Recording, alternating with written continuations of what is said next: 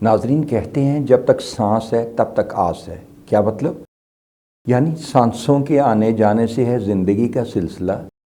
چلتا رہے یعنی سانس چلتا رہے تو یہ جہاں، اور رک گیا تو وہ جہاں.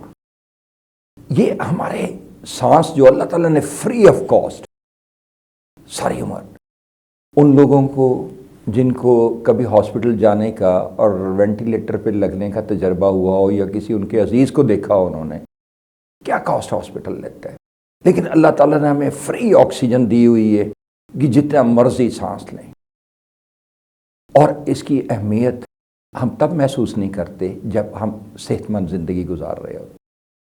لیکن جیسے یہ سانس اکھڑنے لگتا ہے، مثلاً بڑھاپے میں آپ جب کسی اپنے بزرگ کو دیکھیں گے، وہ جب چلتے ہوئے تھوڑا سا چلے گا تو سانس چڑھ جائے گا. کیوں؟ یہ جب ناظرین یہ سانسوں کا جو سلسلہ ہے، یہ ہم جب انہیل کرتے ہیں تو آپ جانتے ہوں گے کہ یہ پھیپھڑوں تک ہمارے جاتا ہے. پھیپھڑوں میں کیا ہے؟ پھیپھڑوں میں each lung contain about 300 million small air sacs called alveoli, اور ان کو ایئر سیکس کے درمیان میں جب آپ انہیل کرتے ہیں تو یہ آکسیجن جاتی ہے، فریش آکسیجن. یعنی سانس جب لیتے ہیں تو فریش آکسیجن، اور اسی جب یہ وہاں سے مکس ہوتی ہے، ہارٹ اس کو سٹروک میں جاتا ہے، پوری باڈی میں بلڈ جاتا ہے، اور جب وہی واپس آتا ہے بلڈ، اور تو اس میں کاربن ڈائی آکسائڈ کنورٹ ہو چکی ہوتی ہے آکسیجن، اور وہ آپ سانس جب خارج کرتے ہیں، ایکسیل کرتے ہیں، تو اس سے یہ باہر نکل جاتی ہے. اگر 1 منٹ تک یہ کاربن ڈائی آکسائڈ ہمارے جسم میں رہے تو انسان کی ڈیتھ ہو جاتی ہے. یعنی یہ آکسیجن انتہائی ضروری ہے. میں اس کی دوسری مثال یہ دینا چاہوں گا کہ جب ایک آدمی کی ڈیتھ ہوتی ہے، یہ بلڈ تو اندر ہی رہتا ہے نا، جو ہمارے سانسوں میں چل رہا ہے، یہ بلڈ تو اندر ہی رہتا ہے نا اس کے، لیکن کیا ختم ہو جاتا ہے؟ فریش آکسیجن جو آپ سانس کے ذریعے لیتے ہیں. تو پھر یہ سانسوں کے آنے جانے سے ہی سلسلہ ہے نا یہ. تو یہ سانس کو بہتر رکھنا انتہائی ضروری ہے.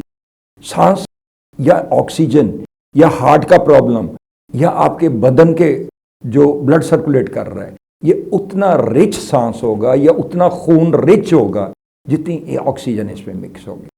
یعنی اگر آپ ڈیپ انہیل کریں گے تو یہ زیادہ گہرا، زیادہ انرچ جائے گا، زیادہ آکسیجن جائے گی اس میں. اور اگر آپ شیلو بریدنگ کریں گے تو اس سے کم آکسیجن جائے گی. اگر آپ کے کسی عزیز کا ہارٹ پرابلم ہوا ہو تو اس کو آپ نے دیکھا ہوگا بعد میں غبارے کہ ان میں ہوا بھرے دیتے ہیں پھیپھڑوں کو ایکسرسائز کے لیے.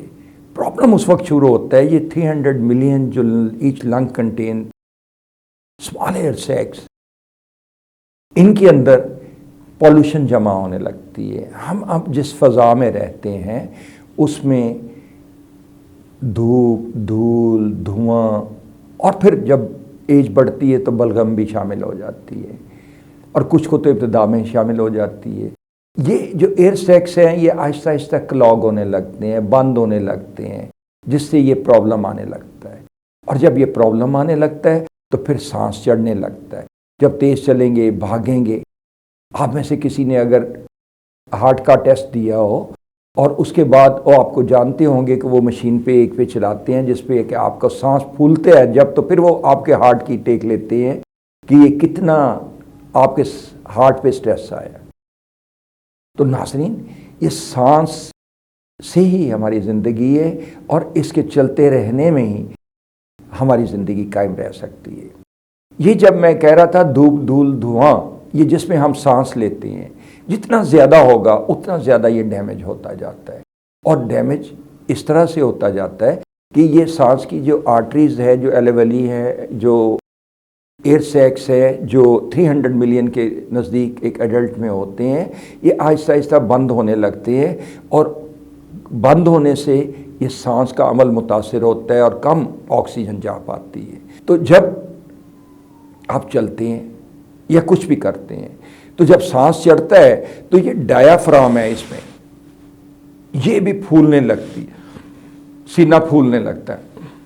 یہ ڈایافرام بھی آہستہ آہستہ جب آپ ایجنگ پروسیس میں جاتے ہیں تو بے شمار وجوہات کی بنا پہ، آپ کے ایکسرسائز نہ کرنے کی وجوہات پہ نہ ایک وجہ ہو سکتی ہے، مثلا جو میں آپ کو بتانا چاہتا ہوں الٹیمیٹلی کہ ایکسرسائز کے فائدوں میں جاتی ہے، آپ کے سانس کے فائدوں میں جاتی ہے، تو یہ ڈایافرام جو ہے اس کی الاسٹیسٹی کم ہونے لگتی ہے، سینہ کم پھولنے لگتا ہے۔ بڑھاپے میں اگر آپ کسی کو کہیں کہ سانس گہرا لو تو اس کو کھانسی آ جائے گی اس کے بجائے، کیونکہ وہ سانس پراپر نہیں لے پائے گا، ڈیپ بریدنگ نہیں کر پائے گا، اور یہ جو ڈایافرام ہے یہ پھول نہیں پائے گی، الاسٹیسٹی نہیں لے پائے گی، اور الاسٹیسٹی نہیں رہے گی، کم ہو جائے گی، تو پھر جب پھیپھڑے پھولیں گے تو یہ ڈایافرام میں لچک نہیں ہوگی ان کو سہارا دینے کے لیے، ان کو کنٹین کرنے کے لیے، ان کو سپورٹ کرنے کے لیے۔ تو ناظرین، یہ سانس بہتر کیسے رکھا جا سکتا ہے؟ ایک تو آپ ڈیپ بریدنگ کی عادت ڈالیے، اور ایک آپ کے جتنے جسم کے اعضاء ہیں وہ سانس لینے میں اسسٹ کرتے ہیں۔ Let me give you example. آپ کے پاؤں کے نیچے there are 7200 nerve endings in the sole of the feet. وہ کہتے ہیں کہ اگر کوئی بے ہوش بھی ہو جائے تو اس کے تلوں کے نیچے مساج کریں۔ اسی طرح آپ کے بازوؤں میں، ہاتھوں میں تمام تر نرو اینڈنگز آتی ہیں، کالڈ ریفلیکسز۔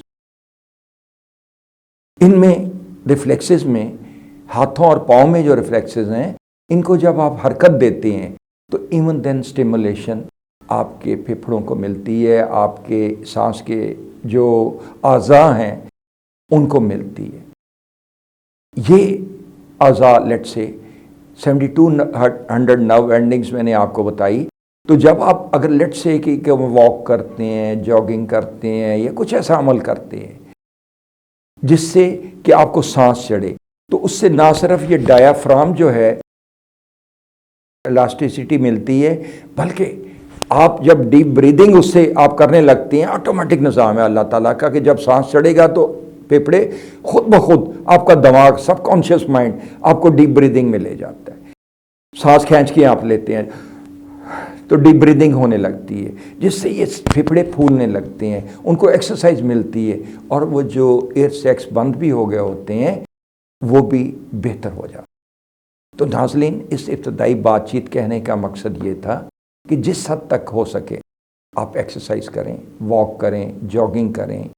اگر جوان رہنا ہے، اگر زندگی میں رہنا ہے تو زندوں کی طرح زندگی بسر کریں، یعنی ایکسرسائز کریں، بہتر چلیں، بہتر ایکسرسائز کریں۔ اور اگر آپ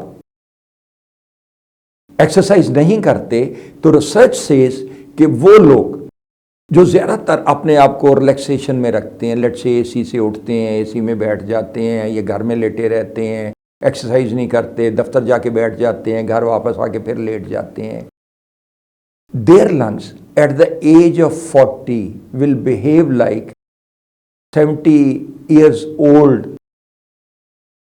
man۔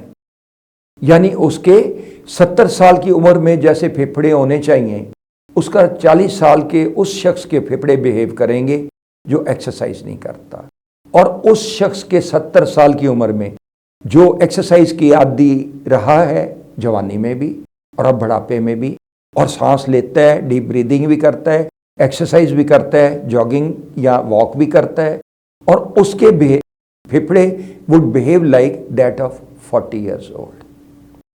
تو یہ سانسوں کو اپنے ہم نے درست رکھنے کے لیے آپ کی ایفرٹس بھی درکار ہے، اس کے علاوہ کہ نیچر نے آپ کو فری آکسیجن دی ہوئی ہے، آپ جتنی مرضی کھینچیں، جتنی مرضی لیں، کوئی چارجز نہیں ہیں۔ چارجز اس وقت آتے ہیں جب یہ سانس نہیں آتا اور اب وینٹیلیٹر پہ ہم لوگ جاتے ہیں۔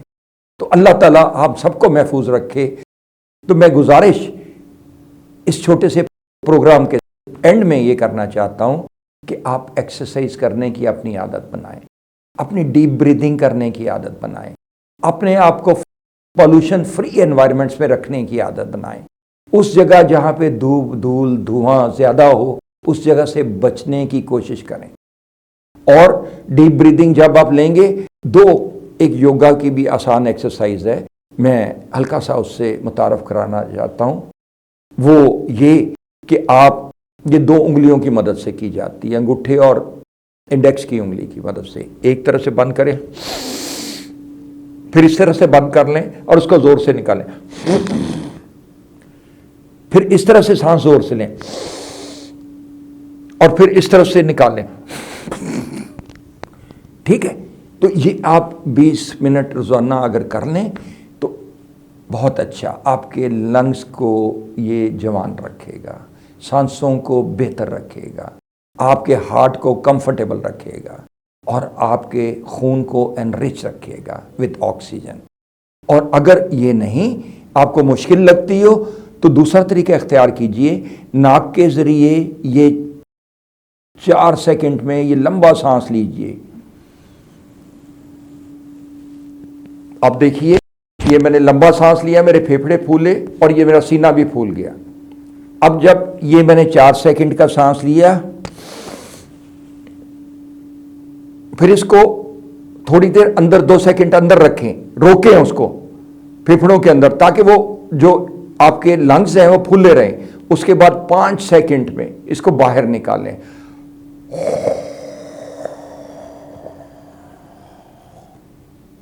تو میں دوبارہ دہرا رہا ہوں، ایک یہ 2 انگلیوں کی مدد سے یوگا کی ایکسرسائز ہے، اور ایک آپ ناک کے ذریعے سانس لیتے ہیں اور منہ کے ذریعے اس کو 5 سیکنڈ میں نکالتے ہیں، 2 سیکنڈ اندر رکھتے ہیں، 4 سیکنڈ میں سانس لیتے ہیں، لمبا گہرا ڈیپ بریتھنگ.